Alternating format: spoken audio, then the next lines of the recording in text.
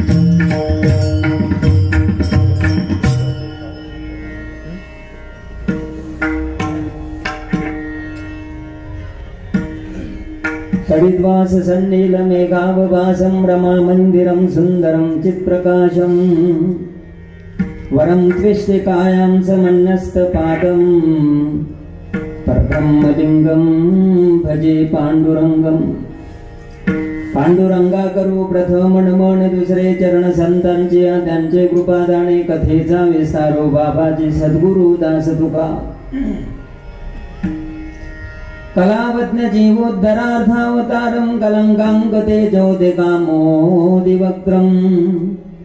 खलाणीशवादापणोदार दक्षं समाधिस्थमूर्तिं भजे ज्ञानदेवम् ओम नमो ज्ञानेश्वरा करुणाकरा दयाळा तुमचा अनुग्रह लादलो पावन झालो चराचरी अतुलित बलधामं हेम शैलाभदेहं धनुजवन कृशाणुं ज्ञानिनामग्रगण्यं सकल गुणनिधानं वानरानामधीशं प्रभुपति प्रियभक्तं वातजातं नमामि काय माझे वाणी मानेल संतासे रंजवू चित्तासे आपोलिया वचन ऐका कमलापती वचन कमलापती वचन ऐका कमलापती वचन ऐका कमलापती आदिरंगाची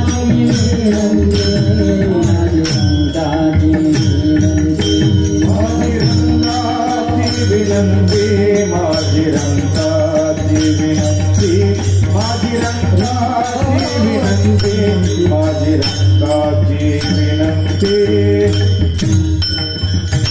वचन ऐका कमलापती माझी रंगाची विनंती माझी रंगाची विनंती माझी रंगाची विनंती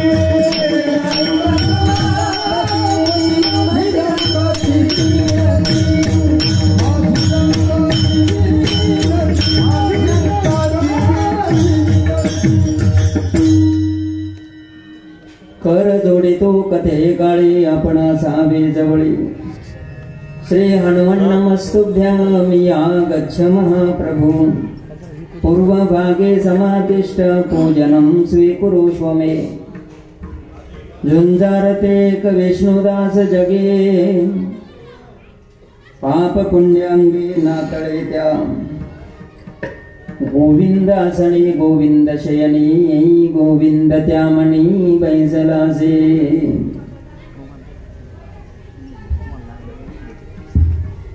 अधिष्ठान दैवत हनुमंतराय आणि आपणा सर्व संत सज्जनांच्या सेवेसाठी निवडलेला अभंग जगद्गुरु जगद्वंदनीय देहुनिवासी कणकाई कुमार बोल्ढोबा पुत्र कान्हा प्रिय बंधू वैराग्यमूर्ती जगद्गुरु तुकोबाराय यांचा हा 4 चरणाचा अभंग असून प्रस्तुतच्या अभंगामध्ये जगद्गुरु तुकोबाराय वैष्णवांचे अंतरंग आणि बहिरंग लक्षण सांगतात. विठ्ठल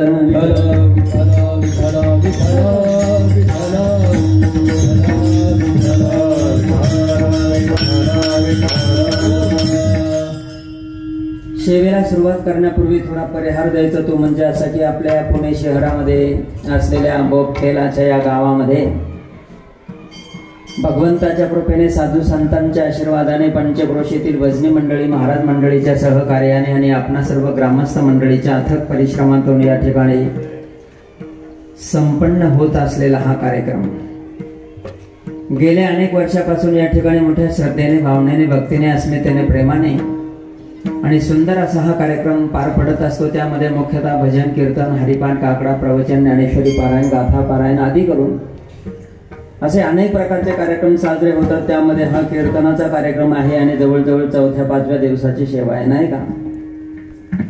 तसं या ठिकाणी सेवा करण्याचा माझा कोणत्याही प्रकारचा अधिकार नाहीये कारण या अगोदरही चांगले महाराष्ट्रातील नामांकित मोठे मोठे कीर्तनकार इथे येऊन गेले आणि यानंतरही नामांकित मोठे मोठे महाराज मंडळी आपल्याला मार्गदर्शन करणार आहे. त्यामध्ये माझाही नंबर लागला. तसं या ठिकाणी माझा सेवा करण्याचा कोणत्याही प्रकारचा अधिकार नाहीये कारण आपण सर्व समोर बसलेले किंवा माझ्या आजूबाजूला उभे असलेले सर्व दृष्टिकोनातून ज्येष्ठ श्रेष्ठ आहे. कोणी वयोवृद्ध आहे, कोणी तपवृद्ध आहे, कोणी ज्ञानवृद्ध आहे आणि उंचीने सुद्धा वृद्धच आहे नाही.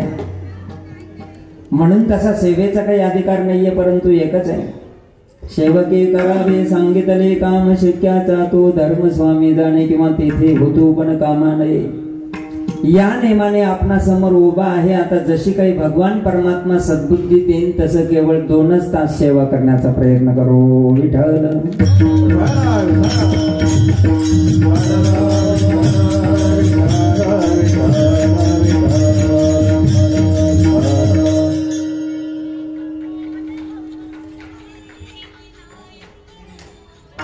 सेवेसाठी निवडलेला अभंग जगद्गुरु तुकोबारायांचा आहे.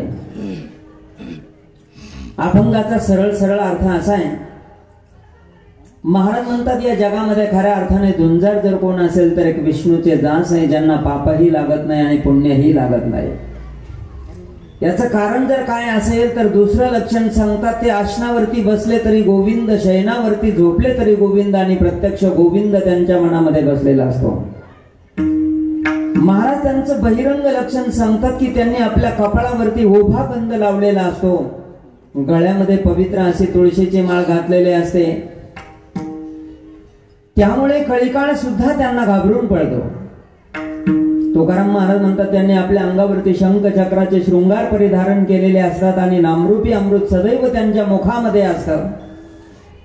जे आसनावरती बसले तरी गोविंदाचं चिंतन करतात, शयनावरती झोपले तरी गोविंदाचं चिंतन करतात आणि प्रत्यक्ष गोविंद त्यांच्या मनामध्ये बसलेला असतो. असा या अभंगाचा सरळ शब्दशः अर्थ आहे. आता थोड्या वेळात विस्तृत पाहण्याचा प्रयत्न करू. विठ्ठल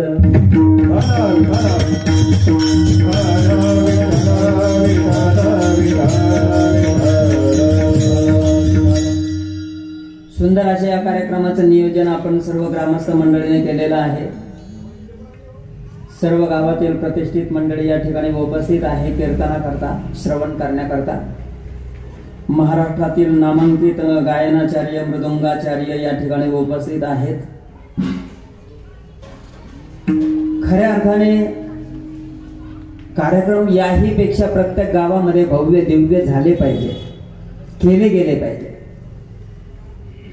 पण तरी काही नास्तिक लोक असा प्रश्न विचारतात महाराज एवढा खर्च कशाला करायचा, एवढा मंडप द्यायचा, एवढे लोक बोलवायचे, एवढे महाराष्ट्रातून मोठे मोठी महाराज मंडळी बोलवायची, मृदुंगाचार्य बोलवायचे, एवढा खर्च कशा करता करायचा.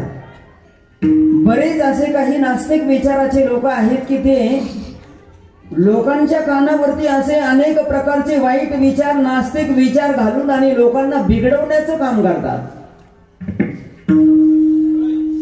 पण तरी सुद्धा सामान्य माणूस याच्यातून विचार करीत नाही की खरोखर काय काय लोक विचार करतात की अरे खरोखर एवढा खर्च कशाला करायचा.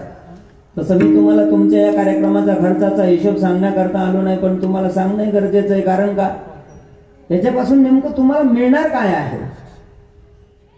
एवढा मंडप देऊन किंवा एवढा खर्च करून आपल्याला मिळणार काय आहे. तुम्हाला एक महत्वाची गोष्ट सांगायची आहे, ती म्हणजे अशी की आपल्या गावातील साधारण एक दारू पिणारा जरी प्यायचा बंद झाला ना, तरी समजून त्याला तुमच्या सप्ताहाचा खर्च फिटला म्हणून. किती खरं सांगा दादा, एक सामान्य माणूस एका दिवसामध्ये कमीत कमी किती रुपयाची दारू पित असेल बरं. तुमच्या शहराचा भाऊ नका सांगू, आमच्या खेड्याचं सांगतो तुम्हाला. एक सामान्य माणूस एका दिवसामध्ये, आणि जुन्या काळचं सांगतो, आताचा भाव मला माहिती नाहीये, एक सामान्य माणूस एका दिवसामध्ये कमीत कमी 50 रुपयाची दारू पितो. तुम्ही हिशोब करा, एका दिवसाला 50 रुपये तर 10 दिवसाला 500 रुपये. मी तुम्हाला कमीत कमी भाव सांगितला बरं. 10 दिवसाला 500 रुपये तर एका महिन्याला किती रुपये. 1,500 रुपये. एका महिन्याला 1,500 रुपये तर 12 महिन्याला किती रुपये. 18,000 रुपये. 12 महिन्याला 18,000 रुपये तर एका वर्षाला किती हजार रुपये दत्ता महाराज. हा एकच झालाय नाही का. एका वर्षाला 18,000 तर एक सामान्य माणूस आपल्या आयुष्यात कमीत कमी 50 वर्ष दारू पितो. 18,000 गुणिले 50 बरोबर एक सामान्य माणूस आपल्या आयुष्यामध्ये 50 वर्षामध्ये 8 ते 10 लाख रुपयाची दारू पितो. किती खरं सांगा मला, साधारण सप्ताह जर करायचा असेल तर 8-10 लाख रुपये कशाला पाहिजे. आणि 8-10 लाख रुपये तुमच्या सप्ताहाला एवढा खर्च येतो का. नाही येत. फक्त किती सुधारवण्याची गरज आहे, एकच. म्हणून गावातील कार्यकर्ते, प्रतिष्ठित मंडळी, भजनी मंडळी सर्वांच्या अंतःकरणामध्ये अशी तळमळ असली पाहिजे की माझं गाव निर्व्यसनी झालं पाहिजे. लोक व्यसनापासून बाजूला आले पाहिजे. ज्यांच्या घरामध्ये संस्कार संस्कृतीने वास्तव्य केलं पाहिजे आणि संतांचे विचार प्रत्येकाच्या घरापर्यंत पोहोचले पाहिजे. अशा उद्देशाने जर कदाचित आपण हे कार्यक्रम केले तर नक्कीच आपल्याला नवीन समाज पाहायला मिळेल.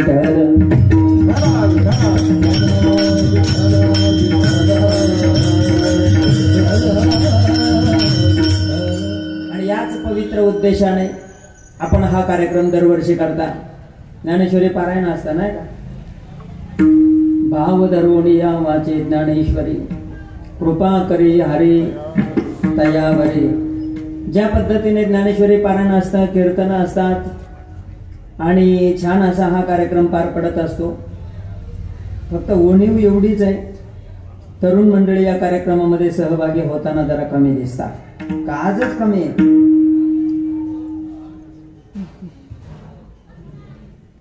सांगा ना, तरुण मंडळी आजच कमी आहे का जरा कार्यक्रम असल्यामुळे पाठीमागे. का तर कीर्तनातले एवढेच आहेत का.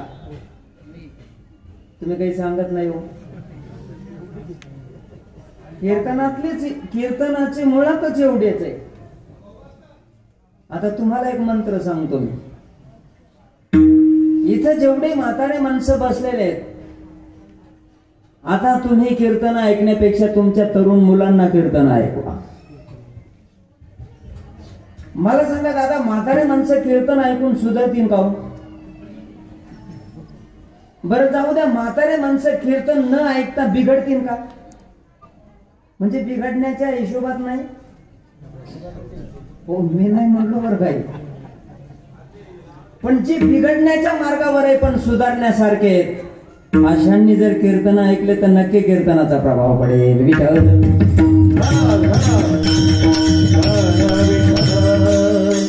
म्हाताऱ्या माणसाने कीर्तन ऐकू नये ही माझी भूमिका नाहीये. म्हाताऱ्या माणसाने आत्मकल्याणाकरता कीर्तन ऐकावं, पण तरुणांनी मात्र आपल्या जीवनाला एक वळण लागण्याकरता, आपल्या जीवनाला एक संस्कार लागण्याकरता आपलं जीवन घडवण्याकरता त्याने कीर्तन ऐकावं. आणि हे सगळे आपल्या घरातल्या माणसांना आपण सांगू शकतो. इथे जर म्हातारे माणसं कीर्तनात आहेत तरुण का नको, तर आपल्या घरातल्या कमीत कमी बाकीच्या लोकांचं जाऊ देव. आता पाश्चात्य संस्कृतीने आपल्यावरती आक्रमण केलेलं आहे. संस्कृती मुलांची तरुणांची पूर्णपणे बिघडून गेलेली आहे. ते आई वडिलांना विचारायला तयार नाही, ते चांगल्या संस्काराला विचारायला तयार नाही, ते साधू संतांना विचारायला तयार नाही. त्यांची संस्कृती पूर्णपणे बिघडून गेलेली आहे. पण आता कमीत कमी आपण तरी हे सगळं काही करू शकतो, वाचू शकतो. म्हणून तुम्हाला हात जोडून विनंती आहे की जेव्हा तुम्ही कार्यक्रम करता, मी सुद्धा सप्ताह करीत असतो आमच्या आश्रमामध्ये. आमचे नितीन महाराज आहे इथं. प्रत्येक घरामध्ये जाऊन आमंत्रण सांगतो आणि तरुण जोडीला पारायणाला बसण्याकरता सांगतो. मी माझ्या कार्यक्रमामध्ये 750 लोक दरवर्षी पारायणाला असतात आणि आमच्या गावची लोकसंख्या आहेत महाराज फक्त 2500. किती? 750 लोक पारायणाला असतात. जर कदाचित आपल्याला आपल्या संप्रदायाबद्दल, आपल्या साधू संतांच्या विचाराबद्दल अस्मिता असेल तर आपण सुद्धा या संस्कार जतन करण्याकरता, हे संस्कार समाजापर्यंत पोहोचवण्याकरता प्रयत्न करणं आपलं सुद्धा कर्तव्य आहे. आणि म्हणून ठीक आहे, अतिशय आनंद वाटला तुमच्याकडे कीर्तनाला येऊन. मला या ठिकाणी कीर्तनाला येण्याचं कारण म्हणजे आमचे दादा भाऊ काळजे. आमचा अगदी लहानपणापासून परिचय आहे. आम्ही आळंदीमध्ये असताना त्यांच्याकडे मधुकरीला जायचो आणि मधुकरी त्यांच्या घरचे तुकडे खाल्ले म्हणूनच काहीतरी तुमच्या पुढे ते तुकडे जाता बाहेर पडायला लागले असं समजा.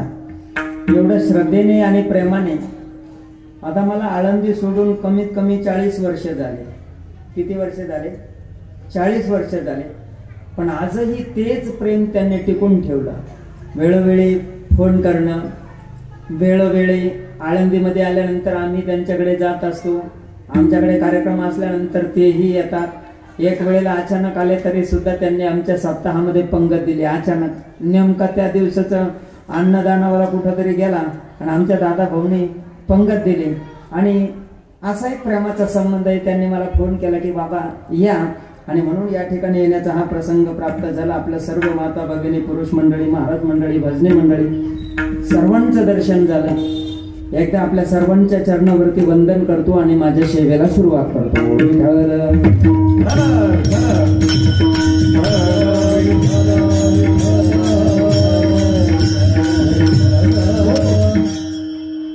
सेवेसाठी निवडलेला अभंग जगद्गुरु तुकोबारायांचा आहे. प्रस्तुतच्या अभंगामध्ये जगद्गुरु तुकोबाराय वैष्णवांच्या अंतरंग आणि बहिरंग लक्षणं सांगतात. पण ज्या पद्धतीने आपण रेग्युलर संत ऐकतो, संत कसे असतात, संतांचे लक्षणं काय असतात, ह्या गोष्टी आपण ऐकतो, तिथपर्यंत पोहोचण्याचा प्रयत्न करीत नाही किंवा ती आचारसंहिता अवलंबन करण्याचा प्रयत्न करीत नाही. वैष्णवांचे लक्षण जे आपण ऐकतो इतर अभंगामध्ये किंवा इतर वेळेला ते काहीतरी वेगळे असतात. पण जगद्गुरु तुकोबारायांनी या अभंगामध्ये जे काही वैष्णवांचं लक्षण सांगितलं ते सामान्य माणसाला न पटण्यासारखं आहे. आता तुम्हाला वैष्णवांच्या अगोदर काही लक्षणं सांगतो. जसं आमचे जगद्गुरु तुकोबारायांचे अजून अभंग आहे. हे विष्णुमय जग वैष्णवांचा धर्म, वैष्णवांचा धर्म, वैष्णवांचा धर्म, जग वैष्णवांचा धर्म, वेदा भेद भ्रम अमंगल, वेदा भेद भ्रम अमंगल. इथे तुकाराम महाराजांनी जे लक्षण सांगितलं ते या अभंगाच्या पूर्ण विरोधात आहे. तुकाराम महाराज म्हणतात ज्यांच्या दृष्टीने भेदाभेद हा एक अमंगळ भ्रम आहे. म्हणजे ज्यांच्या दृष्टीने भेदच नाहीये, ज्यांना तुम्ही ही सारखे, मी ही सारखा आहे, भजन करणाराही सारखा आहे, दारू पिणाराही सारखा आहे, ज्यांच्या दृष्टिकोनातून लहान बाळकही त्याच योग्यतेचं आहे, म्हातारा माणूस सुद्धा त्याच योग्यतेचा आहे, ज्यांच्या दृष्टिकोनातून श्रीमंतही त्याच योग्यतेचा आहे, गरीबही त्याच योग्यतेचा आहे, असं एका दृष्टीने समाजाकडे जो पाहतो त्याला वैष्णव म्हणायचं. वैष्णव तो जया, वैष्णव तो जया, वैष्णव तो जया,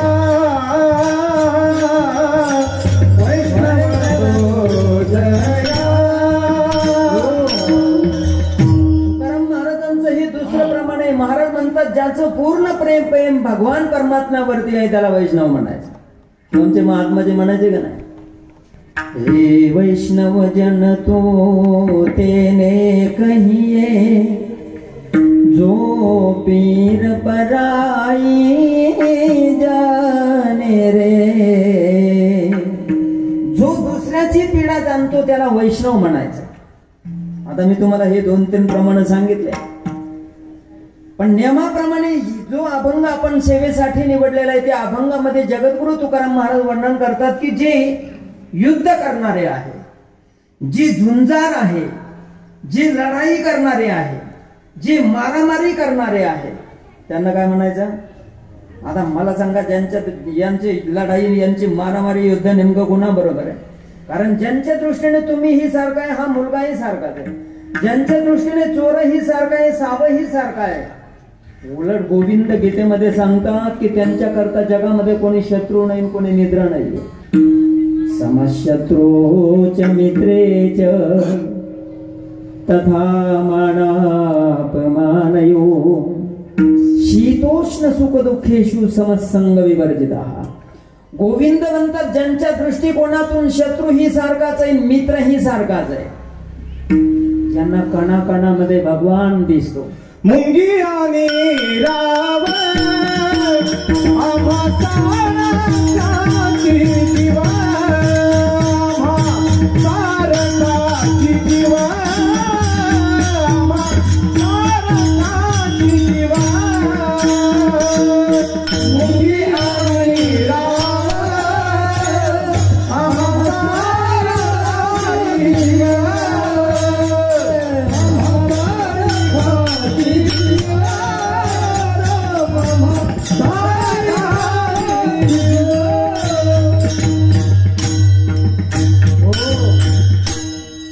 तुकाराम महाराज म्हणतात आमची नजर आम्ही जगाकडे पाहताना एका दृष्टीने, एका नजरेने पाहतो. आमच्या पुढे मुंगी असू द्या नाही तर हत्ती असू द्या, दोघं सारखेच आहे. आमच्या पुढे श्रीमंत असू द्या नाही तर गरीब असू द्या, दोघं सारखेच आहे. आमच्या पुढे भीक मागणारा असू द्या नाही तर लखपती असू द्या, दोघं सारखेच आहे. आमच्या पुढे राजे असू द्या नाही तर रंक असू द्या, दोन्ही सारखेच आहे. ज्याच्या जीवनामध्ये भेदाभेद असतो त्याला जीव म्हणतात, आणि ज्याच्या जीवनातला भेदाभेदच गेला ना त्याला महात्मा म्हणतात, त्याला वैष्णव म्हणतात. मला कळण्याकरता एक उदाहरण सांगतो. उदाहरणार्थ एक महात्मा असा एका कुत्र्यावरती बसलेला होता. कोण? तुम्हाला महाराज महात्मा कधी कुत्र्यावर? महात्मा आहे तो कुत्र्यावर नाही, तो कशावर बी बसत. एकदा माणूस त्या अवस्थेमध्ये गेला ना, ती एक मस्ती असते बरं का महाराज. त्या मस्तीमध्ये माणूस जर कदाचित गेला ना तर त्याला कोणाचीच काही लाज वाटत नाही. वो तो गली गली हरी गुण गाणे लगी ऐसी लागी लगन मीरा हो गई मगन. मीरा पहिला गल्ली कळत नव्हती, माणसं कळत नव्हते, राजमहल कळत नव्हता, गळ्यामध्ये विणा घ्यायचा, हातामध्ये चिपळी. लोक आताचे म्हणतात अरे भजन करायचं म्हणजे लोक नाव ठेवतात.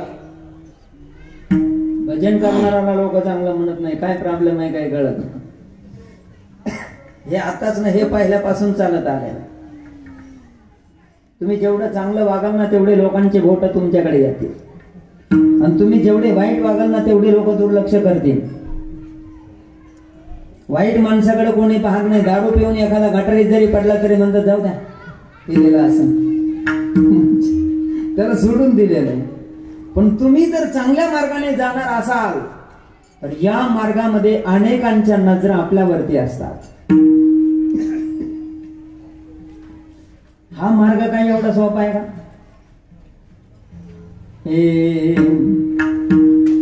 प्रेम के मंजिल के राही कष्ट पाते हैं जरूर. बीज फलता है सदा मिट्टी में मिल जाने के बाद.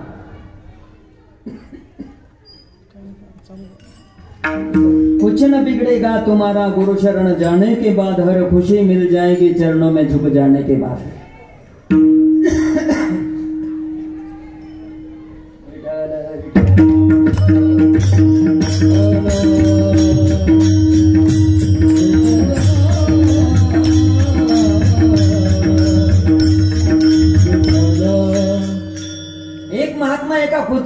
बसलेला आहे. तेवढ्यात आपल्यासारखा तिथे एक जण गेला आणि खदखदा हसायला लागला. आता हसण्यासारखं दृश्य आहे, कारण कोणी कुत्र्यावर बसत नाही. हा आपला अनुभव आहे, ही आपली नजर आहे. कुत्र्यावर कोणी बसतं का? लहानपणी पोरं कुत्र्यावर बसायचे, ते लहानपणाचा प्रसंग असतो. पण एवढा मोठा माणूस जर कुत्र्यावर बसला तर कसं वाटेल? आपल्यासारखा एक जण तिथे गेला आणि जोरजोराने हसायला लागला. हसायला लागल्यानंतर त्या महात्माजीने हसणाराकडे पाहिलं आणि ते महात्माजी म्हणतात, अरे बाबा का हसतोस? विष्णुपरी विष्णू स्थितो विष्णू खादती विष्णवे कथम अससरे विष्णवा सर्वम विष्णुमयम जगत. ज्या कुत्र्यावर मी बसलो तो कुत्रा विष्णू आहे, जो मी बसलो तो सुद्धा विष्णूच आहे. जे शिळे तुकडे खायला लागलो ते सुद्धा विष्णूच आहे, जो खाणारा आहे तो सुद्धा विष्णूच आहे, आणि तो हसणारा सुद्धा विष्णूच आहे. म्हणून हे विष्णवा कशा करता हसतो? संपूर्ण जगतच विष्णुमय आहे.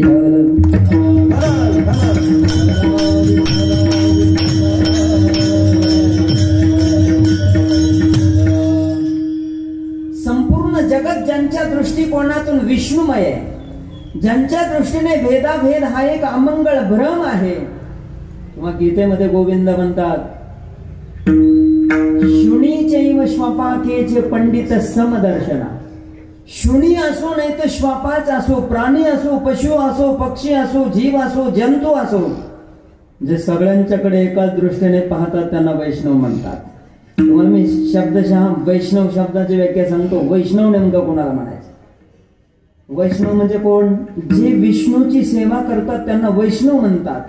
पण विष्णू कोणाला म्हणतात हे माहित आहे का तुम्हाला? विष्णू शब्दाचा शब्दशः अर्थ असा आहे, विष्णू हा शब्द विष विषती धातूपासून तयार झालेला. विष विषती म्हणजे घुसणे, प्रवेशणे.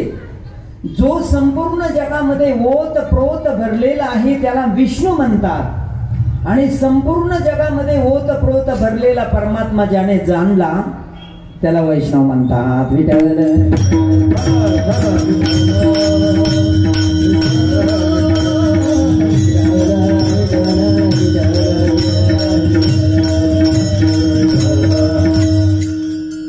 आता मला सांगा, ज्याला कणाकणामध्ये विष्णू दिसतो, ज्याला जे जे भेटे भूत ते मानजे भगवंत हा भक्तियो निश्चित्तम जाण माझा. ईश्वर सर्वभूतानां वृद्धेश्वर्जन तिष्ठती भ्रामयन् सर्वभूतानि यंत्रारूढानि मायया. विठ्ठल विसारिला जनी सप्तही पाताळे भरोनी. विठ्ठल व्यापक त्रिभुवनी विठ्ठल मनी मानसी. ज्यांच्या दृष्टीने संपूर्ण जगामध्ये परमात्मा आहे, ज्यांना शत्रू ही सारखाच आहे, मित्र ही सारखा आहे, नेमकं त्यांचं युद्ध नेमकं कुणाबरोबर आहे? या प्रश्नाला थोडस पाठीमागे ठेवा, आपण थोडं पुढे जाण्याचा प्रयत्न करू. तसं युद्ध करणं काही कोणाचं काम नाही बरं, आणि त्यातल्या त्यात आपल्यासारख्याच तर अजिबात नाहीये. युद्धाची परीक्षा बोलून होत नाही. पाठीमागे एक जण मला म्हणला, महाराज हा पठ्ठ्या जर कारगिलच्या युद्धात असला तर एका बी पाकिस्तानाला इकडे येऊन दिलं नसतं. पण कधी पळून आला आणि नंतर म्हणतो, महाराज कधी छातीत गोळी लागल काही सांगता येत नाही, त्याच्यापेक्षा निघून आलो. युद्धाची परीक्षा बोलून होत नाही. युद्ध करण्याकरता महत्वाच्या 3 गोष्टी पाहिजे. लक्षपूर्वक ऐका. युद्ध करण्याकरता पहिली गोष्ट पाहिजे ती म्हणजे धैर्य. युद्ध करण्याकरता दुसरी गोष्ट पाहिजे ती म्हणजे वीर्य. आणि युद्ध करण्याकरता तिसरी गोष्ट पाहिजे ती म्हणजे शौर्य.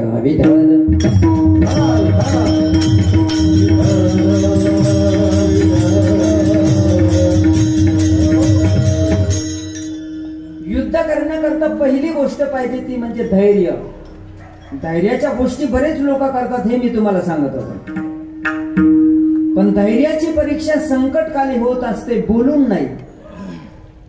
आमचे गोस्वामी तुलसीदासजी म्हणतात की या जगामध्ये 3-4 गोष्टीची परीक्षा संकटकाली होते. हे धीरज धर्म मित्र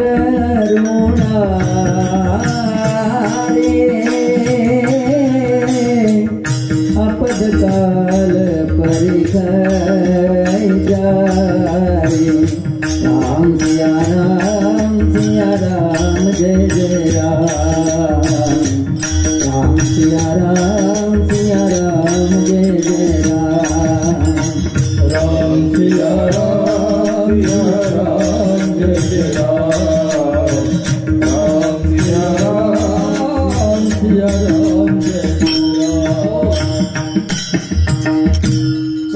धर्माचीचे परीक्षा संकटकाले होते. त्याच्यामध्ये पहिली गोष्ट धैर्य, धीरज धर्म मित्र अरुणारी. धैर्याची परीक्षा संकटकाले होते, धर्माची परीक्षा संकटकाले होते, मित्राची परीक्षा संकटकाली होते आणि स्त्रीची परीक्षा संकटकाली होते. धर्माची परीक्षा राजा संभाजीने दिली. तुम्हाला माहित आहे, जेव्हा औरंगजेबाने राजा संभाजींना पकडून घेतलं, जेलमध्ये ठेवल्यानंतर औरंगजेबाने सांगितलं, देखो संभाजी, मैं अपनी लड़की तुम्हें दे रहा हूं लेकिन मुस्लिम बन जाओ. संभाजी ने कहा, अरे तेरी लड़की तो क्या, मुझे स्वर्ग की अप्सरा भी मिल जाएगी. तो ये संभाजी अपना धर्म नहीं बदलने वाला. औरंगजेबाने सांगितलं, देखो संभाजी, मैं अपनी लड़की भी दे रहा हूं, राधा राज भी दूंगा, लेकिन मुस्लिम बन जाओ. संभाजी ने कहा, अरे मुझे तुम्हारे लड़के से भी कुछ लेना देना नहीं है, तुम्हारे आधा राज से भी कुछ लेना देना नहीं है. ये संभाजी हिंदू का था, हिंदू का है और हिंदू का रहेगा. हिंदू का रहकर मर जाएगा, लेकिन मुस्लिम का होकर जिएगा नहीं. विठल विठल.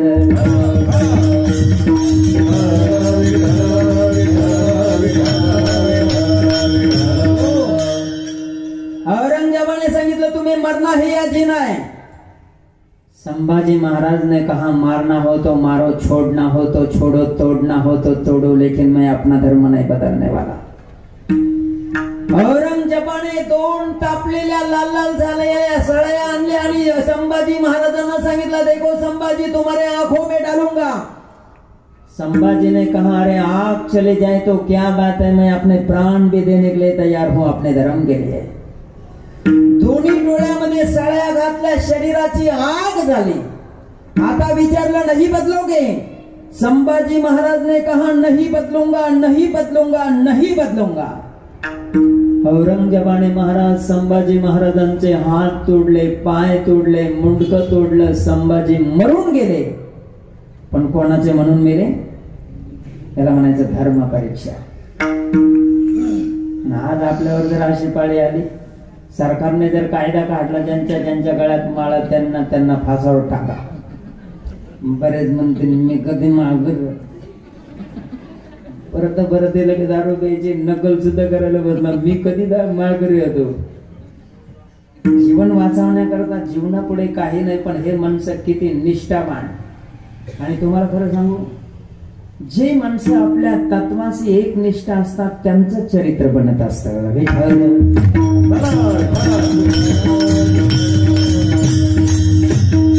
आपल्याला एखाद्याने 10,000 कबूल केले तर आपण काही करायला तयार होतो. आपल्याला गूढ नाही महाराज, माणसाला गूढ असावं. काही बरेच माणसं असे आता कीर्तनात दिसतात, थोड्या वेळाने लगेच तमाशात सुद्धा दिसतात. तेच माणसं, त्यांना वैचारिक अशी श्रद्धा नाही, निष्ठा नाही. कधी इकडे तर कधी तिकडे, जसा प्रसंग येईल तसं बनण्याचा प्रयत्न करतात. आणि अशा जीवनाचा अधिकार आहे बरं का. माणसाचं एक स्वतंत्र स्टँड असलं पाहिजे, माणसाची कुठेतरी असे एखादी निष्ठा असली पाहिजे. आणि जे माणसं या पद्धतीने जीवन जगतात त्यांचं जीवन चरित्र बनत असतं, त्यांचं जीवन इतिहास बनत असतं. आणि जे जिकडे ढकलले तिकडे पडतात ना, त्यांचं जीवन म्हणजे माती बनत असतं.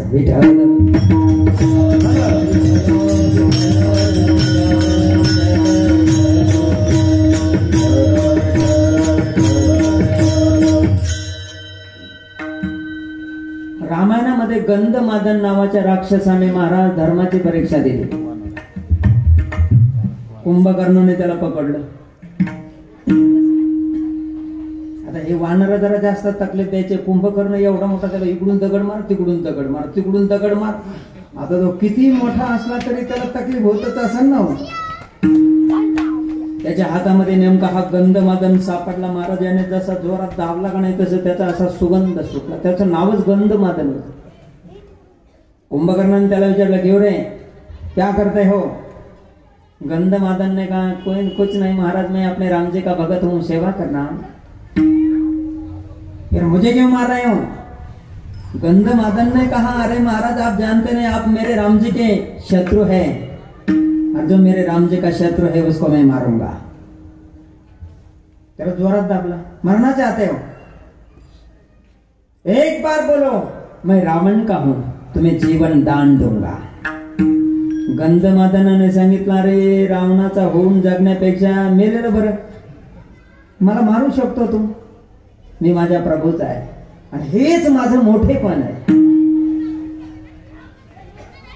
मी माझ्या प्रभूला सोडून तुझ्या रावणाकडे येऊ शकत नाही. महाराज त्या कुंभकर्णाला त्याच्यावरती दया आली आणि पुन्हा त्या कुंभकर्णाने त्याला सोडून दिला. धर्माची परीक्षा संकटकाले होते, मित्राची परीक्षा संकटकाले होते. जगामध्ये अनेक प्रकारचे मित्र असतात. कुणाचा मित्र श्रीमंत असतो, कुणाचा मित्र बलवान असतो, कुणाचा मित्र सत्तावान असतो. पण जो मरणाच्या वेळेला कामाला येतो त्याला खऱ्या अर्थाने मित्र म्हणतात बरं का. महाराजांचं प्रमाण आहे, मित्र केला महाबळी कामाले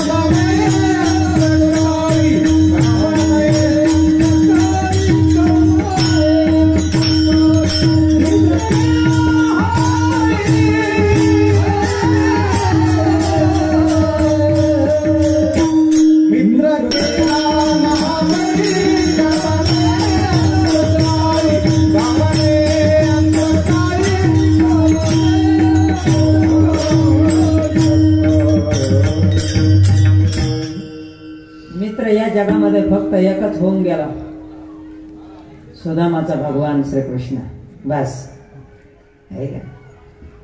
जो अंतकाळीला संकटाच्या वेळेला कामाला येतो त्याला मित्र म्हणतात. फक्त एक गोविंदच असा आहे की जो आपल्याला संकट समयाला कामाला येऊ शकतो. कृष्णा धावरे लवकरी, ज्यांच्यावरती तिला विश्वास होता म्हणजे द्रौपदीला.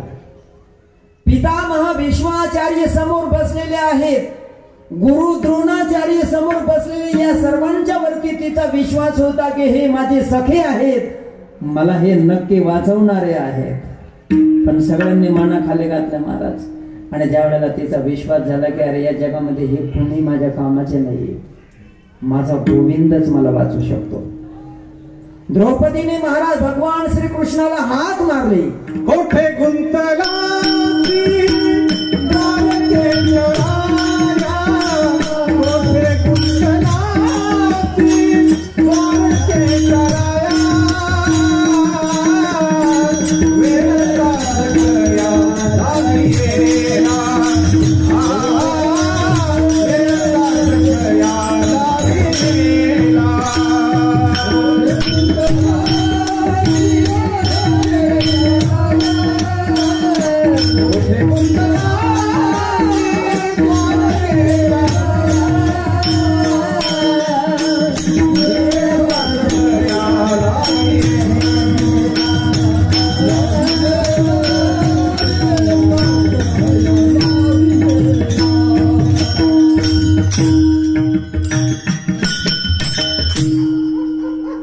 द्रौपदीने महाराज गोविंदाला हाक मारल्याबरोबर गोविंद त्या ठिकाणी प्रगट झाले.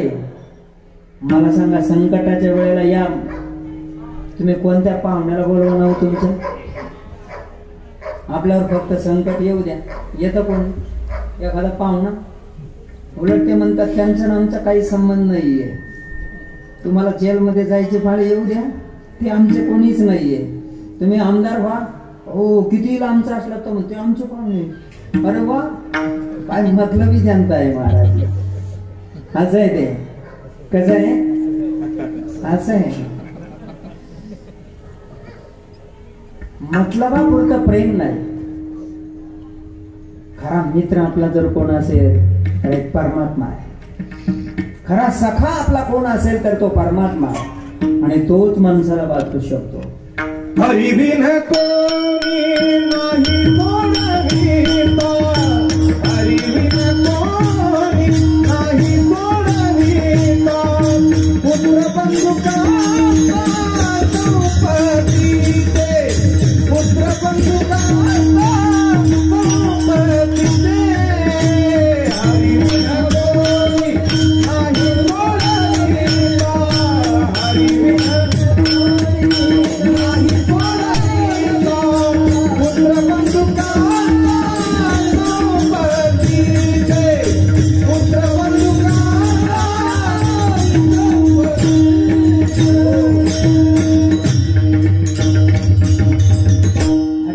दुसरा कोणी सोडवू शकत नाही. तोच खरा सखा आहे. मित्राची परीक्षा संकटकाली होते आणि तिसरी चौथी गोष्ट स्त्रीची परीक्षा संकटकाली होते. तसं भारतीय स्त्रीची कोणी परीक्षा घेऊ शकणार नाही, कारण भारतीय स्त्री म्हणजे एक पवित्र असं जीवन आहे. आता भारतीय संस्कृतीमध्ये इतर लोकांनी अतिक्रमण केल्या कारणाने इथल्या स्त्रिया थोड्याशा काय घसरत चालल्या, परंतु आमच्या भगिनींचं जीवन इतकं त्यागी आणि इतकं पवित्र असतं महाराज. जेव्हा तिचं लग्न होतं त्यावेळेला ज्याच्याबरोबर ओळख नाही, ज्याला कधी पाहिलेलं नाही, हा दारू पितो का गांजा उडतो का सिगारेट उडतो काही माहिती नसतं, पण एकदा लग्न झाल्याबरोबर त्याच्याबरोबर आपलं संपूर्ण आयुष्य घालवते. केवढा मोठेपणा आहे मनाचा. त्याच्याबरोबर लग्न झाल्यानंतर त्याच्याकरता आईचा त्याग, बापाचा त्याग, आपल्या जन्मभूमीचा त्याग, सर्वस्वाचा त्याग करून त्याला सर्वस्व समर्पित करून टाकतो. हे स्त्रीचं जीवन आहे. लग्न झाल्यानंतर तिला जर वर्षातून वर्षाचं बाळ असेल आणि तिचा पती जर कदाचित मरण पावला तर आपल्या पतीच्या वियोगामध्ये आपल्या मुलांच्या करता संपूर्ण आयुष्य त्यागमय जीवन जगते. कपाळाला कुंकू लावित नाही, सर्व अलंकार फेकून देते, हातातल्या बांगड्या फोडून टाकते, केस मोकळे करून आणि पूर्ण त्यागी जीवन जगते. हे स्त्रीचं जीवन आहे. एकदा लग्न झाल्यानंतर मरू दे झाला तरी ती मनात आणत नाही की आपल्याला लग्न करायचं. माणसाचं पा एक मेली का दुसरी करीन, दुसरी मेली का तिसरी करीन, तिसरी मेली का चौथी करीन, काय काय ते एवढे विचित्र. पहिली घरात राहते तेच दुसरी घेऊन येतात. हा भगिनींच्या मध्ये यांचा त्याग आहे. आपल्या पतीला दीर्घ दारुडे असू द्या तो तरी आपल्या पतीला दीर्घ आयुष्य लाभावं, आरोग्य लाभावं याच्याकरता वट सावित्री करते. तुमच्याकडे करतात ना वट सावित्री, ऋषी पंचमी? कशा करता करतात?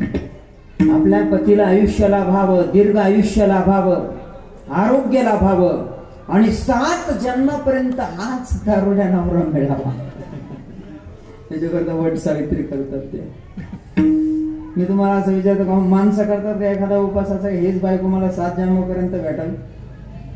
7 जन्मापर्यंत कशाला, याच जन्मात टिकू दे एवढं म्हणण्याकरता तरी उपवास करतात का? जसं आपली पत्नी आपल्या करता उपवास करते तसं माणसाने सुद्धा आपल्या पत्नी करता एखादा उपवास केला पाहिजे. विठ्ठल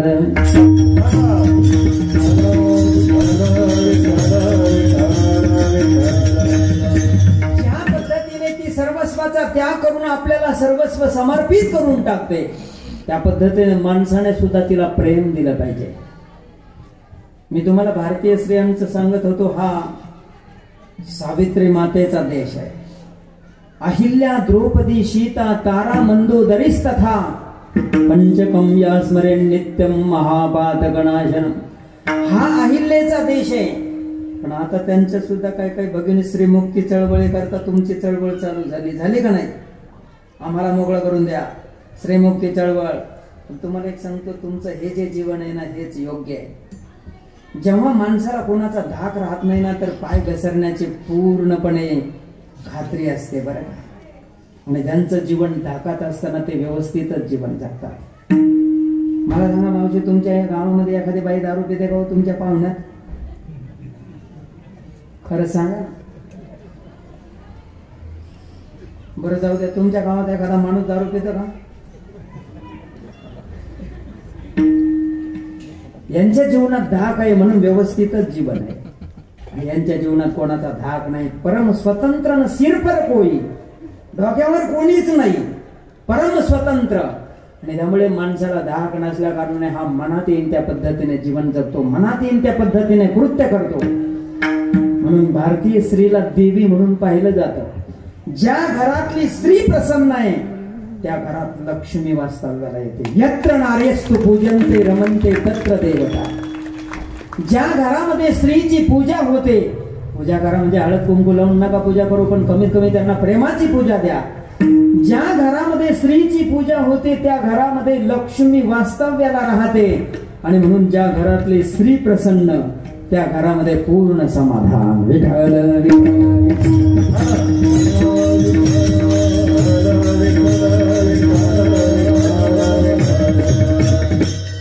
म्हणून भारतीय स्त्रियांची कोणी परीक्षा घेऊ शकत नाही. कारण मुळातच यांनीच आपल्याला त्याग शिकवलेला आहे, यांनीच आपलं जीवन बनवलेलं आहे, यांनीच आपल्याला जन्म दिलेला आहे, यांनीच आपल्याला मार्गदर्शन केलेलं आहे, यांनीच आपल्याला बोट धरून चालायचं शिकवलेलं आहे, यांनीच आपल्याला कर कपाचा गिरवायचा शिकवलेला आहे. त्यांचे अनंत उपकार आहे महाराज. म्हणून स्त्री कधी पत्नी होऊन सेवा करते, कधी आई होऊन वात्सल्य प्रेम देते, कधी बहीण होऊन आपलं सांत्वन करते, कधी आपली मुलगी होऊन आपल्याला आनंद देते. म्हणून स्त्री म्हणजे काही साधारण नाही, स्त्री म्हणजे साक्षात लक्ष्मी आहे. म्हणून मला सांगायचं काय की भारतीय स्त्रीकडे पाहताना ते एक मातृत्वाचं असं चित्र डोळ्यासमोर येतं. आणि म्हणून भारतीय स्त्रियांची परीक्षा कोणी घेऊ नये. धैर्याची परीक्षा संकटकाली होते हे मी तुम्हाला सांगत होतो.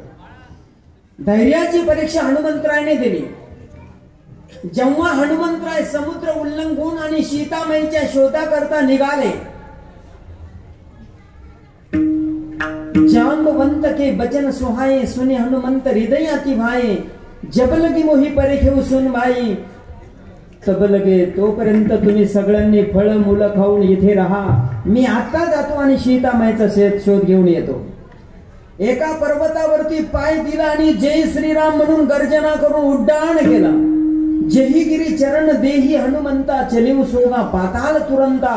तो पर्वत डायरेक्ट पाताळामध्ये निघून गेला आणि हनुमंतराय समुद्राच्या मार्गाने समुद्राच्या वरून महाराज निघाले लंकेकडे. तेवढ्याच एक राक्षसीने त्यांच्या पुढे येऊन उभी राहिली. तिचं नाव होतं सुरसा. तिने हनुमंतरायाला सांगितलं, बळे ओ बंदर, आज देवन्न मोही दिन आहारा, देवता लोकांनी मला आहार दिलेला आहे, माझ्या तोंडामध्ये जा, मला फार भूक लागलेली, मी तुला खाणार, तुझा नाश्ता करणार. हनुमंतराय म्हणले, बोले माँ मैं राम जी का काम करने के लिए जा रहा हूँ, जब राम जी का काम करके वापस आ जाऊंगा फिर आपके पास आ जाऊंगा, फिर मुझे खा लेना, लेकिन अभी नहीं, क्योंकि मैं अपने स्वामी का काज करना चाहता हूँ. सुरसे ने सांगितलं बात नाही बनेगी. तिने लगेच 16 योजन तोंड वासवलं. 16 योजन मुक्तय भयऊ, तुरंत पवन सुत 32 भयऊ. हनुमंतराय 32 योजन झाले. तिने 100 योजन तोंड वासवलं. 100 योजन तेही आनन किन्ना. हनुमंतराय 200 योजन झाले. ती तोंड वाढवीत गेली. हनुमंतराय ने विचार केला, अरे तो अपना मुख बढ़ाते जा रही है, कब तक बढ़ाएगी पता नहीं, और हमारे पास इतना टाइम नहीं है, जल्दी से जल्दी लंका में जाकर माता सीता का पता लगाना है. हनुमंतरायाने बारीक मुंगीसारखं रूप धारण केलं. महाराज पटकन तिच्या तोंडामध्ये गेले, पोटामध्ये गेले, चक्कर मारून पुन्हा बाहेर आले आणि तिला सांगितलं, सुरसा माँ मैं आपके पेट में जाकर बाहर आया हूं, समझ लो आपने मुझे खा लिया. नमस्ते राम राम, आ रहा हूं. हनुमंतराय लंकेच्या पलीकडे पोहोचूस तोवर सुरसा बारीकच होत होते. मग तिला कळालं याचं धैर्य किती आहे, याच्याकडे ताकद किती आहे, याच्याकडे बुद्धी किती आहे. युद्ध करण्याकरता पहिली गोष्ट धैर्य पाहिजे. आपल्या पुढे येऊ द्यावर एखादी सुरसा, आपलं धोतर काळा पिवळा होऊन जाईल. संकटाचा सामना करण्याकरता धैर्य पाहिजे, युद्ध करण्याकरता धैर्य पाहिजे. दुसरी गोष्ट, युद्ध करण्याकरता वीर्य पाहिजे.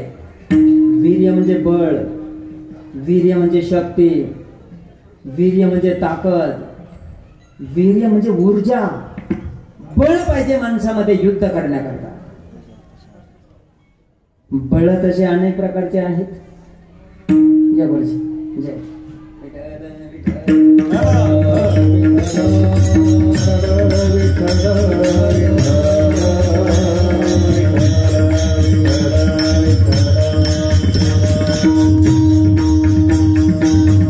बोला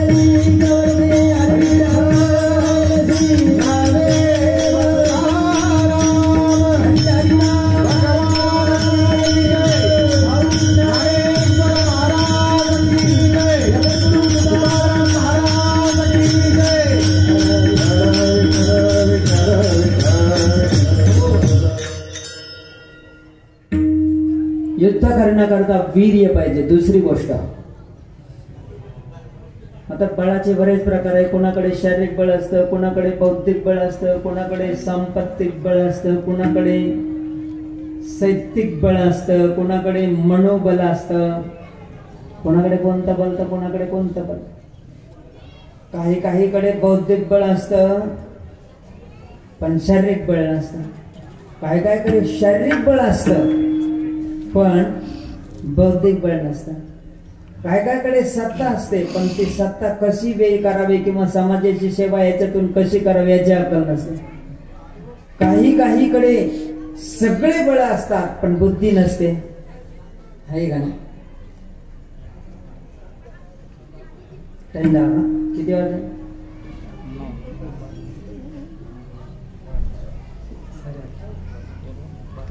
9 वाजले. कीर्तन लेट चालू झालं होतं का? बरोबर आहे. 7ला चालू झालं होतं. सांगा ना महाराज किती वाजता? 8:30 वाजता. लहान मुलं निरागस असतात, खरं बोलतात. एका दारामध्ये एक भिकारी आला.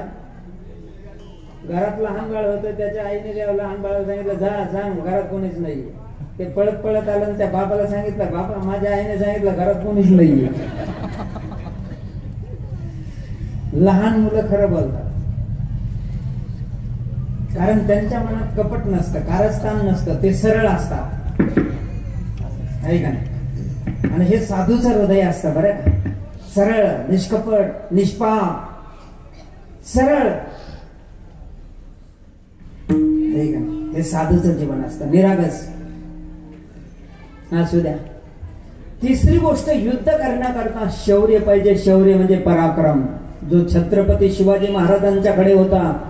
म्हणून मूठभर मावळे घेऊन छत्रपती शिवाजी महाराजांनी या अनेक प्रकारच्या यौवनांचे युद्ध करून आणि महाराज विजयी प्राप्त केला.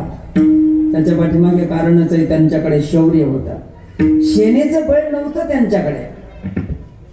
सेना त्यांची छोटीशी होती, थोडीशी होती. एवढे मोठे मोठे शूर वीर त्यांना परास्त करणं एवढं सोपं होतं का? पण शिवाजी महाराजांनी त्यांना परास्त केल्याच्या पाठीमागे कारण त्यांच्याकडे शौर्य होतं.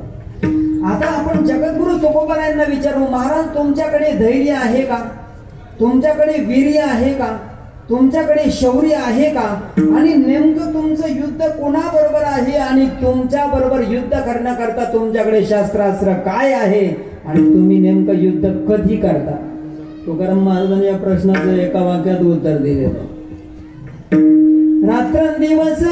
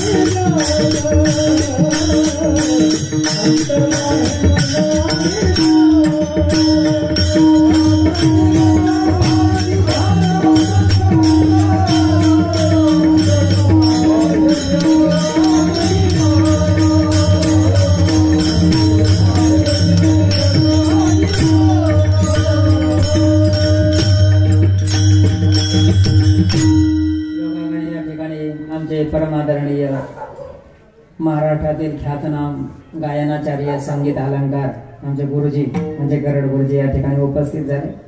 तसं माझ्यासारख्या छोट्या माणसाच्या कीर्तनात उभं राहून त्यांनी चाल म्हणणं म्हणजे हा त्यांच्या मनाचा मोठेपणा आहे. आणि ह्या माणसांनी महाराष्ट्र गाजवला. तसं ही जी कला आहे, गायनाची कला, मृदुंगाची कला एवढी सोपी नसते. ती अंगामध्ये उतरावं लागते. कीर्तन मी तुम्हाला पाठ करून सांगू शकतो, पण मृदुंगाचे बोल आणि चाल नुसती पाठ करून जमत नाही, ती अंगातच उतरावी लागते. पण आता बरेच कीर्तनकार असे की कीर्तन पाठ करूनच लोकांना जायला लागले. लिपा ऐकून काय काय त्यांनी कोणतं शास्त्र पठण केलं नाही, ग्रंथ पठण केलं नाही. लोक एक गाणं ऐकून म्हणतात क्या बात आहे, महाराष्ट्रातला ख्यातनाम कीर्तनकार. एका एका गाण्यावर लोकांनी एवढं कमवलं. ह्या माणसाने किती बोलपाट केले असेल. इंद्रायणीच्या काठावर बसून बोलपाट करून किती काही म्हणता येते. मी म्हणतो बरं का गुरुजी, माझ्यावर बोलपाट आहे. दहा गिट तुम्ही गिट गिट का गिट असं आहे. कसं आहे तेवढंच वाजवलं त्यांनी. बोल पाठ करून म्हणता येतात, पण बोल नुसते पाठ करून जमत नाही. ते अंगात उतरावं लागतात. याला पहाटे 3 वाजता उठावं लागतं. इंद्रायणीच्या काठावर थंडीच्या दिवसामध्ये अंगावर काही घोंगडे वगैरे न घेता तिरगिट दगदा या बोटांना वळवण्याकरता बोटातून रक्त बाहेर येतं. थंडी वाजते. शिळे तुकडे खावे लागतात. पोटामध्ये अन्न नसतं. 4-4, 5-5 तास ही मंडळी रियाज करते आणि तेव्हा एक बोल अंगामध्ये उतरतो. आणि हे सारे गमप काय साधन आहे का? एक चाल बसवण्याकरता किंवा एक राग बसवण्याकरता जीवाचं रान करावं लागतं. हे सहज नाही महाराज. लोक म्हणतात काय गायनाचार्य काय मृदंगाचार्य, पण मी म्हणतो तुम्ही आता कीर्तनकार लय झाले. कीर्तनकार सांभाळण्यापेक्षा तुम्ही गायनाचार्य मृदंगाचार्य सांभाळा. हे लोक यांनी साधना केलेली आहे आयुष्यामध्ये. यांनी तप केलेलं आहे. तपे विन दैवत दिधल्या विन प्राप्त. एरवी नाही आपल्याला हा ब्रह्मानंद प्राप्त होतो. लावणी मृदुंग श्रुती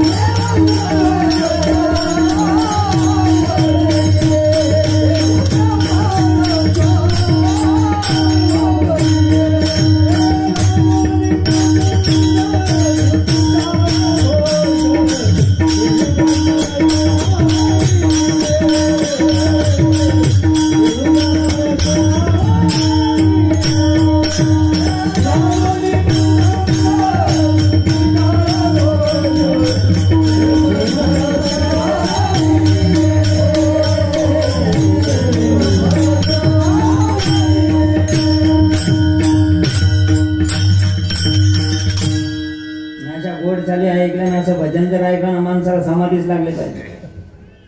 डोळे झाकून सुद्धा समाधी लागत नाही. ही डोळे उघडे ठेवून समाधी. मला असं वाटतं डोळे उघडे ठेवण्यापेक्षा डोळे झाकून जास्त दिसत नाही. तुमच्याकडे कसं काय? डोळे जर झाकले ना तर इथून माणूस मुंबईला पाहून येतो. आणि आता डोळे उघडे येत ना तर फक्त कीर्तनच दिसायला लागलं. असं आहे. कसं आहे? कसं आहे? माझा विषय असा चालू होता. गुरुजी आले आमचे दत्ता महाराज जनक. ही महाराष्ट्रातली ख्यातनाम मंडळी आहे ना आमचे महाराज. माऊली महाराज चव्हाण नाही. छान, अत्यंत सुंदर, मस्त, बेस्ट, गॉड. एकाच याला किती शब्द आहेत नाही का? आणि आमचे दादा पण आहे. आम्ही महाराज आमचे मिठे महाराज आणि सगळे संस्थेतील ही विद्यार्थी मंडळी साधना करणारी. तर ठीक आहे, या सर्व मंडळीच्या तपाला साधनेला माझं वंदन. आणि परत एकदा मी छोट्याशा माझ्या कीर्तनाकडे बोलतो. थोडस राहिलं आता. चिंतनाचा विषय असा आहे. तुकाराम महाराज म्हणतात आम्हाला रात्रंदिवस युद्धाचा प्रसंग आहे. रात्रंदिवस आम्हा युद्धाचा प्रसंग. पहिली गोष्ट कुणाबरोबर युद्ध करावं लागतं. तर त्यांना असं आहे प्रापंचिक काही प्राकृतिक कोणी शत्रू नाही. उलट असं आहे की त्यांच्या पुढे एखादा वाघ आला तरी तो सुद्धा नतमस्तक होतो. तुका म्हणे विंचू सर्प नारायण वंदावे दुरून शिवू नये. भांडारा डोंगरावरती मोठे मोठे वाघ यायचे, सिंह यायचे, मोठे मोठे सर्प यायचे, विंचू यायचे, पण जगद्गुरु तुकोबारायांच्या वरती मात्र कोणत्याही प्रकारचा प्रभाव ते करू शकत नव्हते. कारण का? समदृष्टी. मग यांच्याबरोबर आमचं युद्ध नाहीये. समाजाबरोबर समाज सगळा सारखाच आहे. स्त्री असो पुरुष असो सगळे आमच्याकरता परमात्मा आहे. उलट आमची दृष्टी तर अशी आहे आम्ही जीवामध्ये देव पाहतो याच्यात विशेष नाही. आम्ही दगडाचे देव म्हणून पूजा करतो, याच्यात विशेष आहे.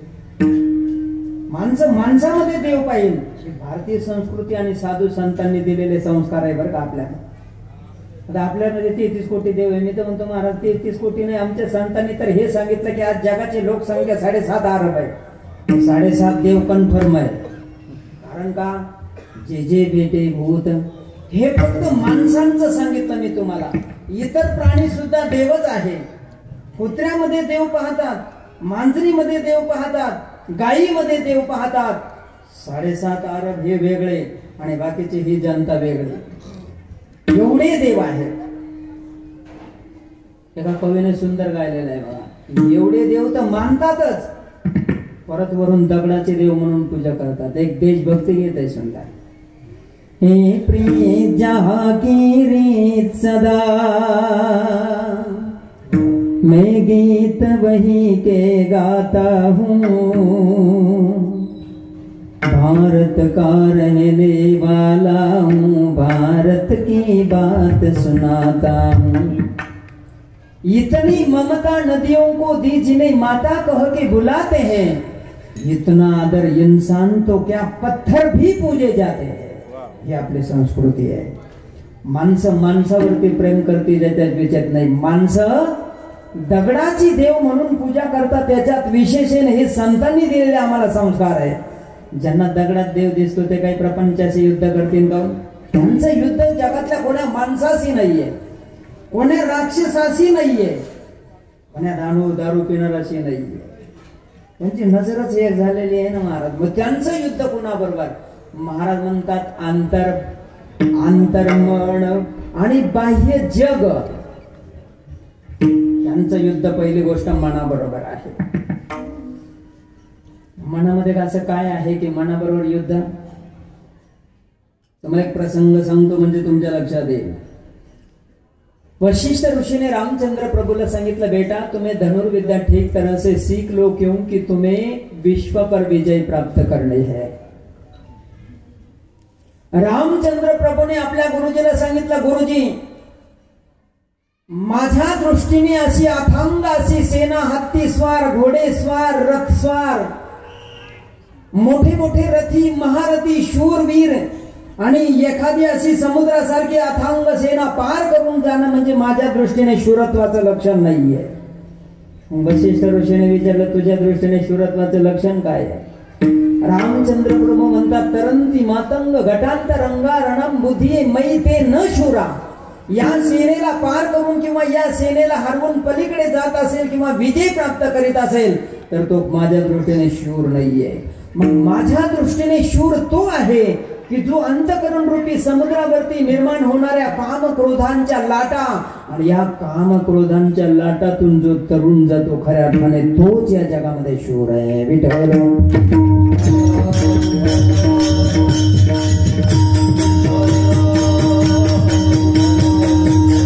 आमच्या साधू संतांची जी लढाई आहे ती काम क्रोधा बरोबर आहे.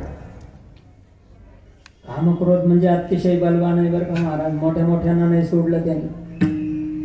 गोविंद तर गीतेमध्ये वर्णन करतात, काम येश क्रोध येश रजो गुण समुद्भवा महाशणो महापापमा विद्धीन मे होईना. तव हृदय कमळ आराम जो योगियांचा निष्काम काम तो म्हणतसे पुरुषोत्तम सांगे नाईक. हे काम क्रोध पाही जयाते कृपेची साठवण नाही, जे कृतांताच्या ठाई माने जते. जाऊ दे, यांचं जास्त गुणगान करीत बसण्यापेक्षा तुम्हाला एका वाक्यात एका महात्म्याचा उद्गार सांगतो. त्या महात्माजीचं म्हणणं आहे, लक्षपूर्वक आहे का? अरे जो पेड़ के सूखे हुए पत्ते खाकर रहते हैं उनको भी काम नहीं छोड़ता, तो आप भजिया पकौड़ा खाने वाले कैसे काम को जीत सकते हैं?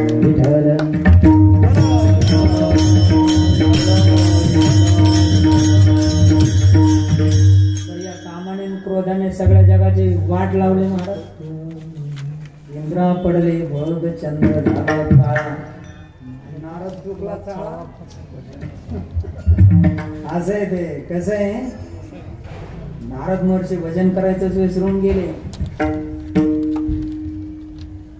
मज कामाचे ने गाये ब्रह्मा कन्येसी धरू जाय, पराशरे केले काय मत्स्य दुर्गंधाई भोगे.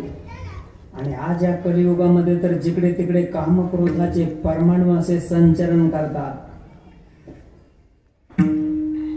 गोविंद गीतेमध्ये सांगतात, भजना करतात जशी जागा पाहिजे तशी जागा कुठंच राहिली. शुचो देशे प्रतिष्ठाप्ते स्थिरमासन आत्मना नाति श्रीतम नाति नीचम शैलाजन कुशोत्तरम. मग तत्र एकाग्रम मन कृत्वा यत चित्तेंद्रिय क्रिया उपविश्यासनेंजाद्योगमात्मा विशुद्धये. ज्ञानोबरायांनी तर या ओव्या, या श्लोकांच्या वरती एवढ्या सुंदर ओव्या लिहिलेल्या आहेत. देवाने तरी असं थोडं सांकेतिक भाषेतून सांगितलं. पण ज्ञानेश्वर महाराजांनी वास्तविक जिथं भजन करायचं त्या परिसराचं वर्णन केलेलं आहे, कसं पाहिजे त्या ठिकाणी. जाऊ द्या. पण या जगामध्ये असे काम क्रोधाचे परमाणू संचरण करतात आणि त्याचा परिणाम काम क्रोध हे अत्यंत बलवान आहे. तुकाराम महाराजांना विचारू आपण, का हो महाराज एवढे काम क्रोध बलवान आहे, मोठ्या मोठ्या योग्याला ज्यांनी सोडलं नाही, ब्रह्मदेवाला सोडलं नाही, मग तुमचे संत त्यांच्याबरोबर लढतात कसे? तुकाराम महाराज म्हणतात, आमच्यात बी एवढी ताकद नाही, पण आम्ही कसं लढतो सांगतो. युद्धाचे काही नीती आहेत, युद्ध नीती सांगतो तुम्हाला.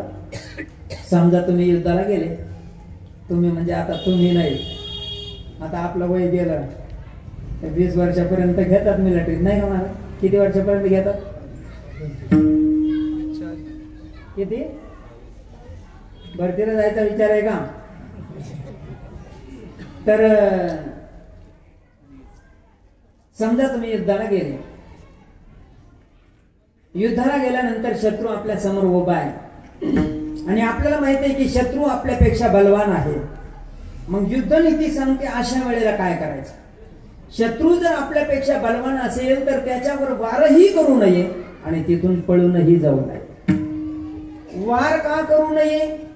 तर आपण जर वार केल्याने त्याला काही होणार नाही, पण त्याने जर ठोका टाकला तर आपला जीव गेल्याशिवाय राहणार, त्याच्याकरता वार करू नये. मग तुम्हाला वार करू नये, पळूही नये, मग टोले खाऊन घ्यावे. वार करायचं नाही आणि पळायचं नाही. तिथंच पळून गेलं तर अपकीर्ती होईल आणि वार केला तर आपल्या जीवाला धोका आहे. मग युद्ध नीती असं सांगते की अशा वेळेला तिथं राहायचं, त्याला शरण जायचं. कोणाला? कोणाला? शत्रूला शरण जायचं. त्याला सांगायचं मी तुमचाच माणूस आहे, पण चुकीने तिकडे गेलो, मला तुमच्यात घ्या. त्यांच्यात जायचं, त्यांचेच माणसं फोडायचे, इकडून मोठ्याचं बळ घ्यायचं आणि शत्रूवर स्वारी करायची. शत्रू परास्त झाल्याशिवाय राहणार. तुकाराम महाराज म्हणतात आम्ही हेच गेलो. तुकाराम महाराज काम क्रोधात राहिले.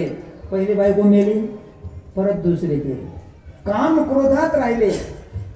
पण इकडे बळीयांचं बळ घेतलं. बळीयाचे अंकित आम्ही झालो बळीवंत. आणि नंतर लाथाडीला संसार केला षडूर्मीचा मार. आमचे वैष्णव असं गणिमी काव्याने युद्ध करतात, म्हणून या काम क्रोधांना परास्त करतात. म्हणून खऱ्या अर्थाने जे काम क्रोधांना हरवतात तेच या जगामध्ये झुंजार आहे. झुंजार ते एक विष्णुदास जगे, पाप पुण्यांगे नातळे त्या. आता आपण कसं टाइम झाला, पण म्हणा ना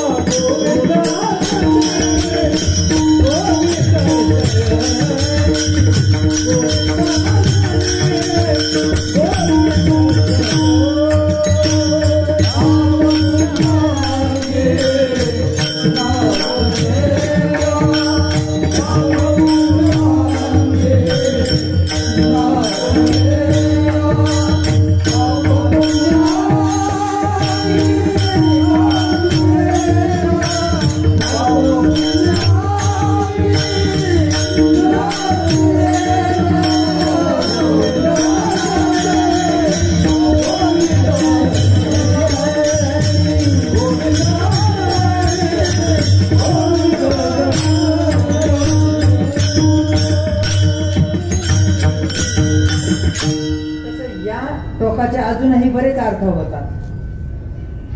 ज्यांच्यामध्ये काळाला सुद्धा हरवण्याची क्षमता आहे ते या जगामध्ये झुंजार आहे. जया पूजिले आदरे पांडुरंगे, विमानस्थ केले प्रयाण प्रसंगे, तणू मानवी दिव्य रूपीच केली न त्यागी ते दिव्य लोकाशी. काळ गुलाम सलाम करे. काळाला सुद्धा हरवण्याची ज्यांच्यामध्ये क्षमता आहे. आणि हे फक्त महात्म्यांचं निर्याण असतं बरं का महाराज. बंगालचे महाप्रभू हरिबोल हरिबोल म्हणत म्हणत आकाशामध्ये विलीन झाले. राजस्थानच्या चित्तोडच्या राजाची कन्या मीरा श्रीकृष्ण जय कृष्ण म्हणत म्हणत कृष्ण मूर्तीमध्ये विलीन झाली.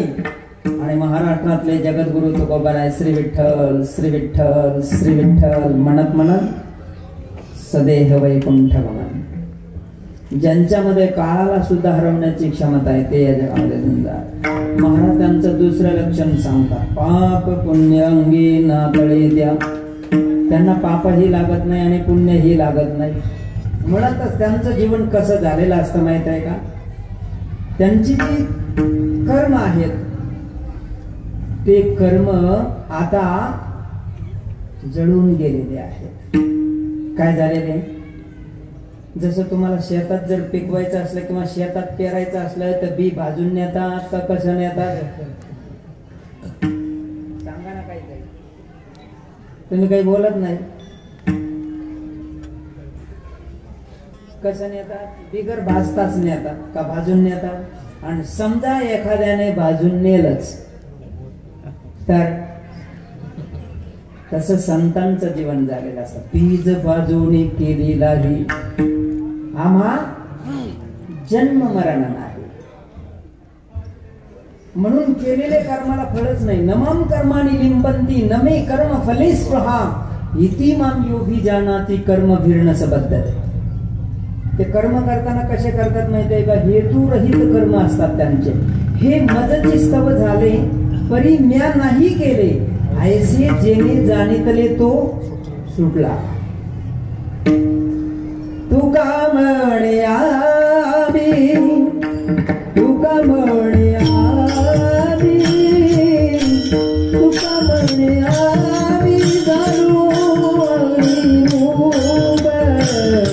तुका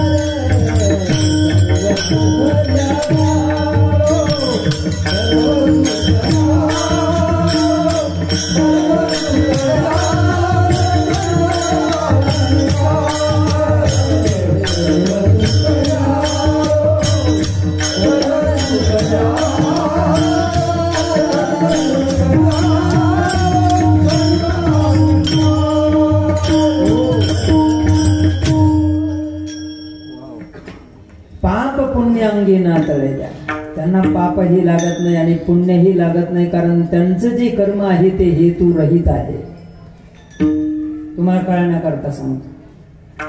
उदाहरणार्थ एक महात्मा असा रस्त्याने चालला होता. अर्धा किलोमीटर पुढे जायचा परत इकडे यायचा. तिकडून निघायचा परत इकडे जायचा. तिकडून निघायचा परत इकडे जायचा. एका जनाने पहले बोले पता नहीं महात्मा जी को कहाँ जाना है. वहां तक जाते हैं फिर वापस लौटते ही. वहां तक जाते हैं फिर वापस लौटते. इधर जाना है या इधर.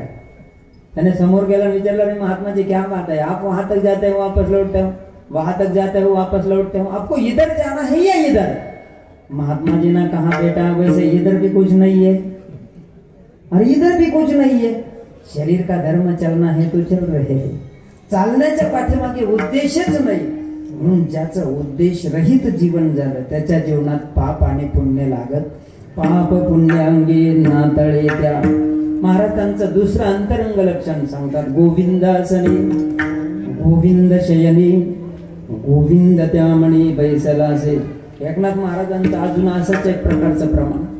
एका जनार्दनी नित्य हरिचे कीर्तन, नित्य हरिचे कीर्तन, आजनी शयनी, आजनी शयनी सदा हरिचे कीर्तन.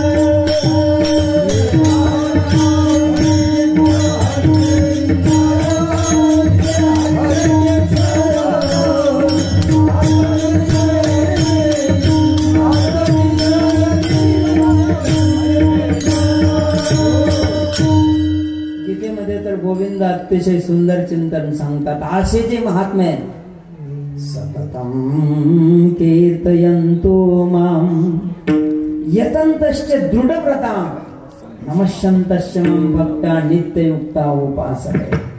अखंड माझं भजन करीत राहतो. किती वेळ? अखंड. आणि म्हणून आसनी शयनी सदा हरीचे कीर्तन. या दोन चरणामध्ये अंतरंग लक्षण सांगितले आणि पुढच्या दोन चरणामध्ये बहिरंग लक्षण सांगितले. बहिरंग लक्षण सांगताना तुकाराम महाराज म्हणतात त्यांनी आपल्या कपाळावरती ओभा गंध लावलेला असतो.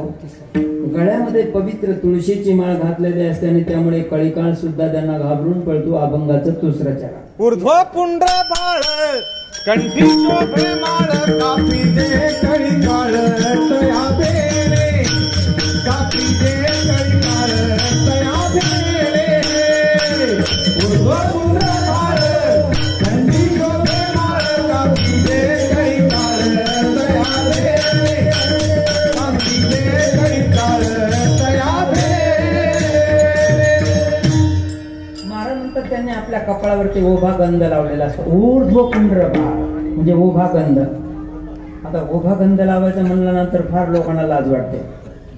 तुम्ही जर वृंदावनामध्ये गेले ना तर तिथल्या भगिनी सुद्धा असा ओभा गंध लावलेला असतो. आतमध्ये त्यांना जे काही शेंदूर वगैरे लावायचं कुंकू ते लावतात. ओभा गंध, ऊर्ध्व पुंड्र बाळ. तसं 12 ठिकाणी गंध लावण्याचं विधान आहे. संपूर्ण अंगावर एका वेळेला 12 ठिकाणी गंध लावला पाहिजे. आमच्या वारकरी लावते इकडून काही, इकडून काही, इकडून काही, इकडून काही, गाळ्याला काही, कानाला काही. तुम्ही जे वारकरी पंढरीचे वारकरी जर पाहिले ना त्यांनी इथं गालावरती लावलेलं असतं आहे का नाही, इथं थोडीवरती लावलेलं असतं आणि सगळ्या अंगावर गंध लावलेला असतं. जसं भगवान शंकर चिता भस्मल्ले पस्रक पिंडुकरूटी परिकरा अमंगल्यम शीलम तव भवतु नामैव मगिलम. तिची हे लावलेलं जातं ना महाराज, काय म्हणतात त्याला? मुद्रा. मुद्रा. त्या मुद्रेला फार मोठं महत्व आहे. ज्याने मुद्रा लावली ना त्याला तर यमदूत घ्यायलाच येऊ शकत नाही. तुम्ही म्हणाले याचं कारण काय? त्याचं कारण आहे त्याचं. आता उदाहरणार्थ खाऊ खाल्लेला कागद आणि 100ची नोट, याच्यात काही फरक वाटतो का तुम्हाला? खाऊ खाल्लेला कागद आणि 100 रुपयाची नोट, काय फरक आहे दोघात? खाऊ खाल्लेला कागद 16 मोळा करून गटारीत आणि 100ची नोट मात्र खडी करून पॉकेटमध्ये. असं आहे ते. कसं आहे? 100ची नोट घडी घालून पॉकेटमध्ये का? तिच्यावर राजमुद्रा. काय? गव्हर्नरची सही आहे तिच्यावर. तिच्यावर तेवढं नसू द्या आणि नुसतं 100च्या नोटीसारखं असू द्या तरी दुकानदार नाही खोटी आहे. तिच्यावर राजमुद्रा असल्या कारणाने त्या राजमुद्रेचं फळ असं की त्या कागदाला महत्व प्राप्त झालं.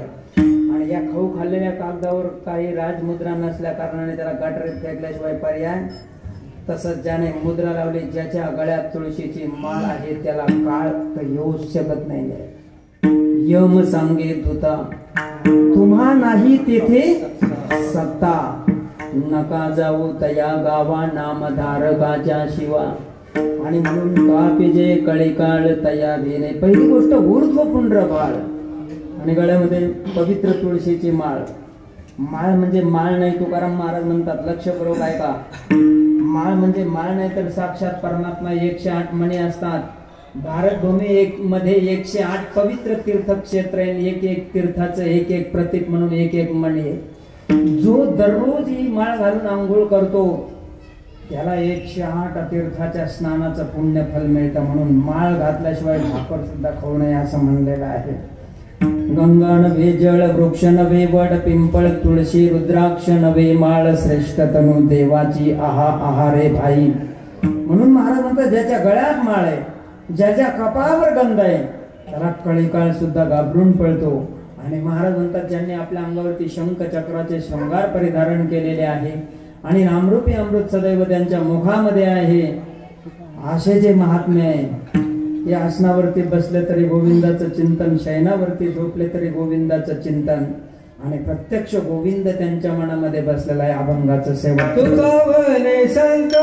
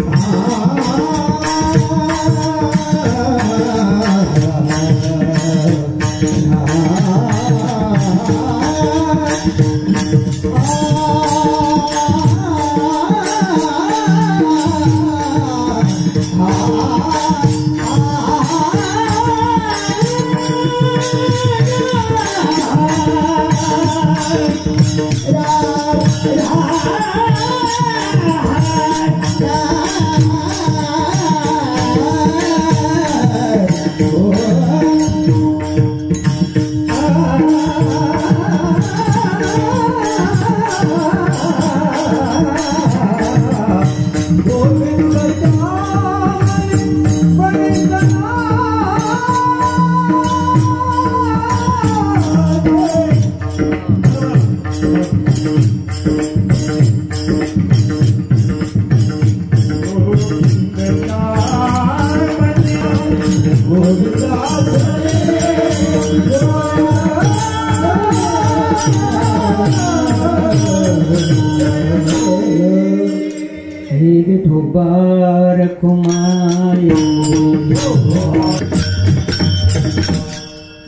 कामणी शंख चक्रांचे शृंगार नामामृत सार मुखा माझी. शंख चक्रांचे शृंगार म्हणजे त्याने जी मुद्रा धारण केलेली असते ना, त्या मुद्रेमध्ये शंख चक्र गदा पद्म असे चित्र असतात. आणि ते शृंगार त्यांनी आपल्या अंगावरती धारण केलेला असतात. आणि नामरूपी अमृत सदैव त्यांच्या मुखामध्ये असतं, म्हणून त्यांना काळही काही करू शकत नाही. आणि दुसरी गोष्ट अशी आहे की त्यांच्या मुखातून सदैव ते चिंतन चालू असताना, ते आसनावरती बसले तरी तेच चालू असतं, शयनावरती झोपले तरी तेच चालू असतं. आणि गोविंद त्यामणी बैसलाचे, असा या अभंगाचा सरळ सरळ भावार्थ पाहण्याचा आपण प्रयत्न केला. त्याच्यामध्ये काही चुकीचं असेल तर माझ्या बुद्धीचे दोष समजा. जे काही बरोबर आहे ते माझ्या गुरु माऊलीचं आहे. त्यांच्या चरणाजवळ बसून जे काही श्रवण केलं ते सर्व तुमच्या समोर मांडण्याचा प्रयत्न केला. या ठिकाणी सर्व कीर्तन प्रेमी मंडळी भगवंताच्या कृपेने आपल्या या कार्यक्रमाचा आजचा हा पाचवा दिवस आहे. आणि त्यामध्ये मला ही सेवा करण्याचा एक योग प्राप्त झाला. आपल्या सगळ्यांचं दर्शन झालं. आमचे दादा भाऊ काळजे आणि आमच्या बहिणी, त्यांचं माहेर आहे, आणि त्यांचे हे बंधू गुले पाटील, नाही का? गुलेच का? त्यांच्या संबंधाने मला या ठिकाणी येण्याचा हा प्रसंग प्राप्त झाला. त्यांच्या परिसरामध्ये म्हणजे आळंदीच्या परिसरामध्ये आमचे बापूसाहेब गिलबिले भरपूर वेळेला कीर्तनाच्या निमित्ताने सेवा करण्याचा योग आला. आणि त्यांनी सांगितलं दादांनी की माझ्या सासरवाडीला आणि या तुम्ही, म्हणून अतिशय आनंद वाटला. तुमच्या या गावामध्ये, गाव म्हणण्यापेक्षा आता शहरच आहे, नाही का?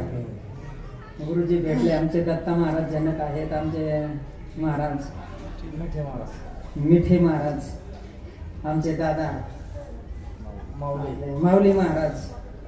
आणि महाराज तुमचं नाव काय? गुरु गुरु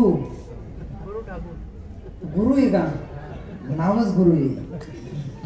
त्यांच्या वडिलांनी त्यांचं नाव गुरु का ठेवलं मला सांगितलं. म्हणले महाराज माझ्या गुरुची मला आठवण यावी म्हणून मी माझ्या मुलाचंच नाव गुरु ठेवलं.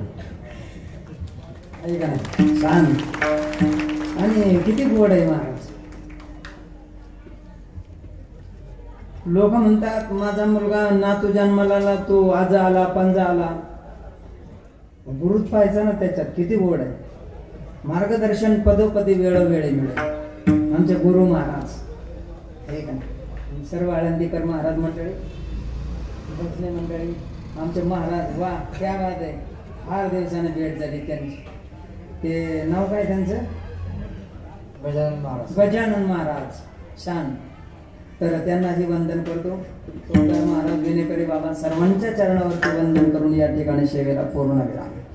न्यूनते पुरते अधिकते सरते करून घ्यावे तुमचे विनवित वासे. नातरे बाळ गोडा बोलजे का वाकुडा विचुका पाऊले ते चोज करुणी माऊली रे जे जेवी. यदक्षरं पदं भ्रष्टं मात्राहीनं च यद्भवेत् तत्सर्व क्षम्यतां देवं प्रसीद परमेश्वर. प्रसीद परमेश्वर, प्रसीद परमेश्वर. ज्ञानेश्वर